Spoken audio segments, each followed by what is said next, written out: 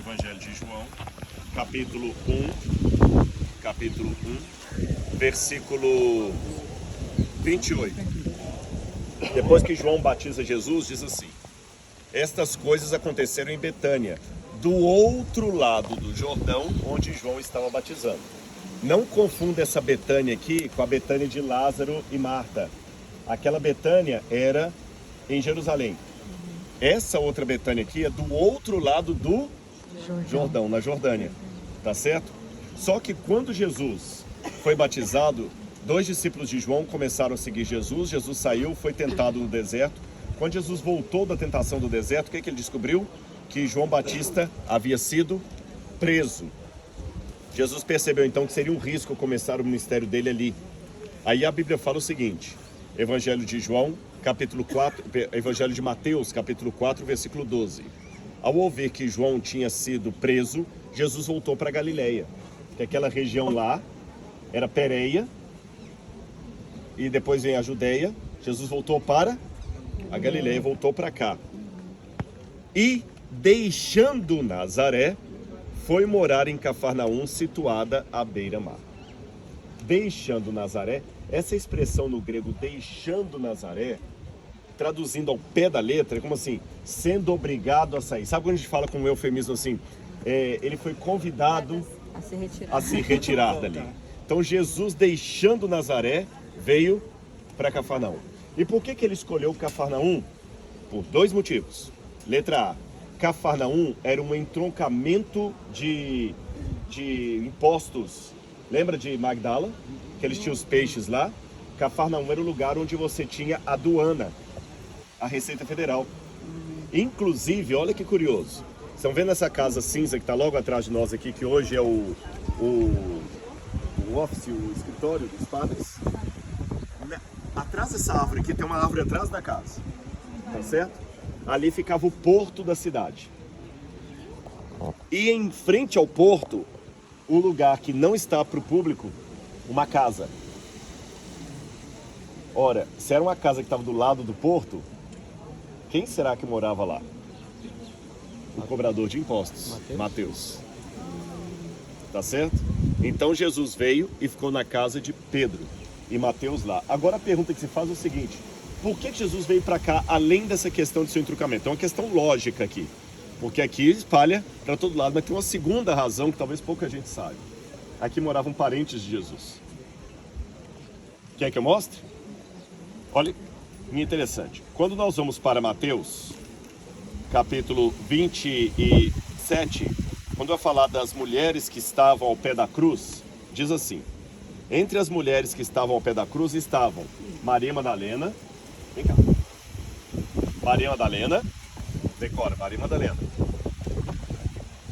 Maria, mãe de Tiago e José. Você está filmando? Não, então deixa outra pessoa. Maria, mãe de Tiago e José, só para não atrapalhar a sua filmagem. Maria, mãe de Tiago e José. Maria Madalena, Maria, mãe de Tiago e José. E a mulher de Zebedeu. A mulher de Zebedeu. A rigor, eu posso acrescentar uma outra mulher que não é mencionada aqui em Mateus, mas ela é mencionada em João. Qual outra mulher que estava ao pé da cruz que não são essas 3 aqui? Maria, mãe de Jesus. A gente não fala da constelação de Órion, as 3 Marias? Porque tem 3 Marias aqui, né? Maria Madalena, Maria, mãe de Tiago e José, a mulher de Zebedeu e Maria, mãe de Jesus. Agora, olha como é que essa mesma... Vamos lembrar, quem você é? Mãe de Jesus. Maria, mãe de Jesus. Maria, mãe de Jesus. Agora, quando a gente vai para o texto de Lucas, a mesma passagem em Lucas aparece assim. Vou ler para vocês aqui, ó. Só um detalhe, Lucas...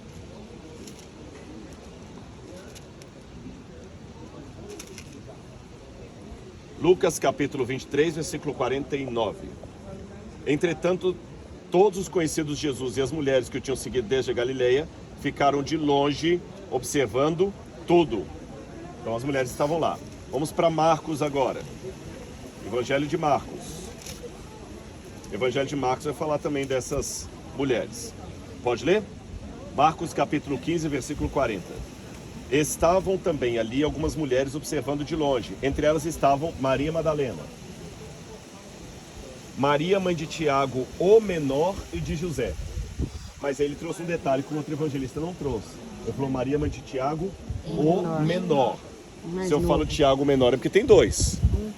Né? Se eu falo, ó, tem aqui o Paulo Mineiro e o Paulo Baiano, é porque, então tem o Tiago aí. Tudo bem.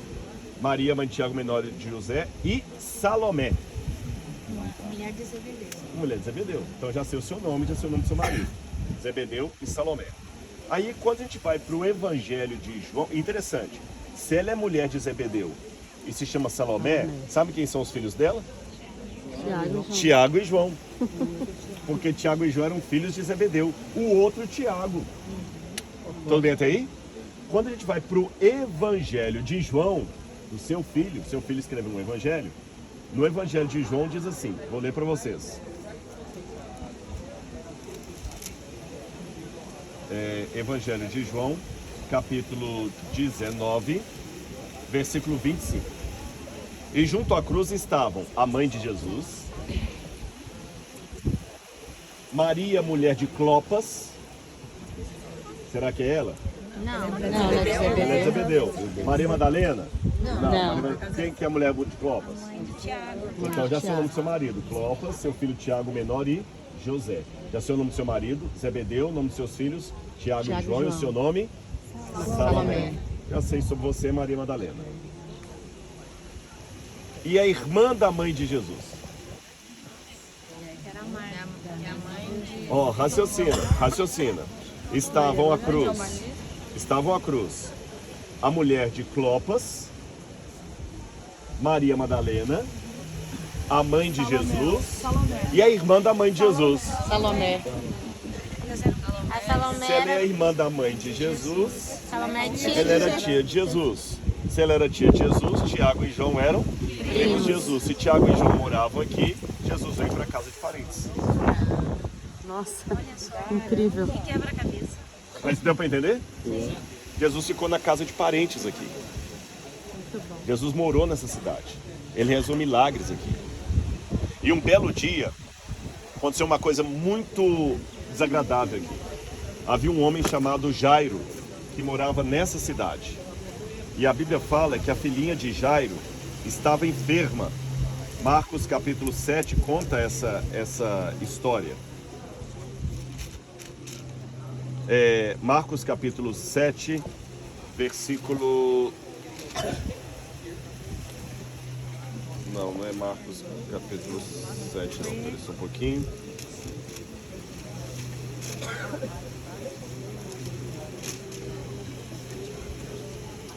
Deixa eu ver se eu anotei isso aqui. Tá? Marcos capítulo 5.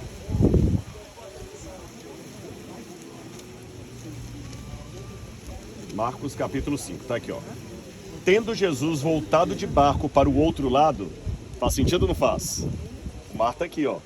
Ele entrava no barquinho, ia para lá, entrava no barquinho e ia para lá.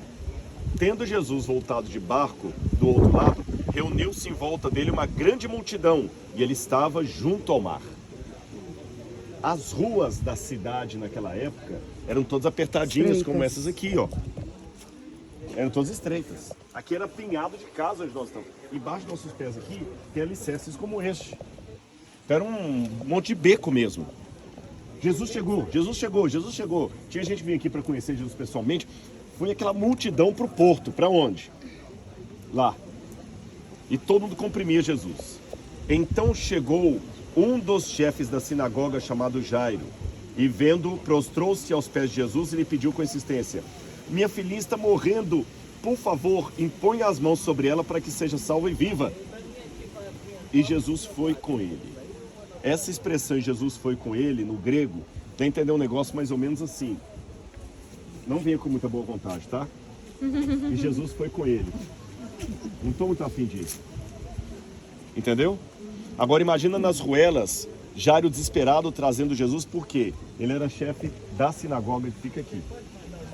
Ele morava atrás da sinagoga, o Jairo. Então, desde lá até aqui, era o desespero dele para que fosse impor logo as mãos na cabeça da filha dele, para que a filha vivesse. O outro evangelista diz que a menina tinha 12 anos de idade. Decore essa idade. 12 anos de idade. Uma multidão seguia Jesus apertando de todos os lados. Imagina ele saindo dali até os fundos da sinagoga aqui. E quando Jesus estava passando, estava ali certa mulher que havia 12 anos. Qual a idade da menina? 12. E a mulher também tinha 12 anos que ela estava sofrendo. A menina tinha 12 anos de vida. A mulher tinha 12 anos de sofrimento. Essa é a mãe da menina, é isso? Não. Não. Certa mulher que havia 12 anos vinha sofrendo de hemorragia. Deixa eu falar para vocês uma questão cultural. Na cultura do Antigo Oriente Médio, uma mulher só é citada como certa mulher se ela for viúva ou abandonada pelo marido. Você lembra quando falou das mulheres que seguiam Jesus? Fulana, esposa de Beltrano. Ou Cicrana, filha de Beltrano. Não se mencionaria no tempo da Bíblia o seu nome assim. Como é que é o nome do seu esposo? Henrique. Júlia, esposa de Henrique. Se eu falar assim, uma certa mulher, é porque ela não tem marido. Ou porque ficou viúva, ou porque foi abandonada. É importante conhecer essas gírias da Bíblia também para você entender o significado. Por que ela ficou abandonada? Diz que há 12 anos ela sofria de um fluxo de sangue e hemorragia. Você sabe que quando a mulher estava menstruada, o homem não podia ter relação sexual com ela. Se tinha 12 anos que ela sofria daquilo, tinha 12 anos que o marido não tocava nela. Ele mandava ela embora de casa. E aquela mulher vindo, ela já tinha gastado todo o seu dinheiro com médicos e nada fazia melhorar a sua saúde, pelo contrário, piorava cada vez mais. Tendo ouvido a fama de Jesus, a mulher chegou por detrás dele, de algum canto entre lá e ali, e tocou na capa dele. Sabe que Jesus estava usando essa capa? Vocês vão ver em Jerusalém uma peça de vestuário chamada talit, que é o pano que os judeus usam para orar. E no pano tem umas franjinhas assim que ele marca as orações. Ela é mais ou menos isso aqui, ó. Ela chegou no meio da multidão assim, arrastejando, né? Porque todo mundo... E ela chegou e fez isso aqui, ó. Isso chama tzitzi. Tzitzi são essas franjas de oração.